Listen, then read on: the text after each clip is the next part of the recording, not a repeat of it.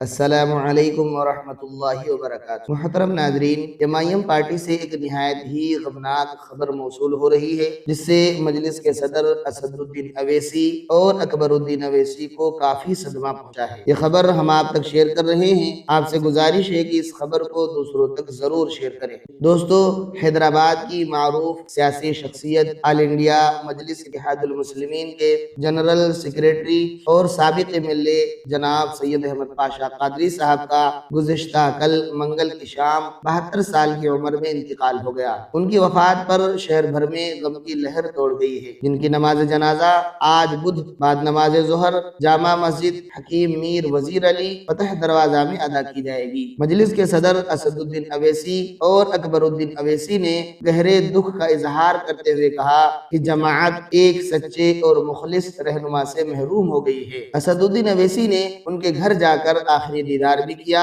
اس کے علاوہ وزیر اعلیٰ ریونت ریڈی، اے ٹی راما راؤ اور ہریش راؤ نے بھی لواحقین سے ہمدردی کا اظہار کیا ہے۔ ناظرین، مرحوم جناب سید احمد پاشا قادری کے لیے ایک دعائیہ کلمہ کمنٹ باکس میں ضرور لکھیں۔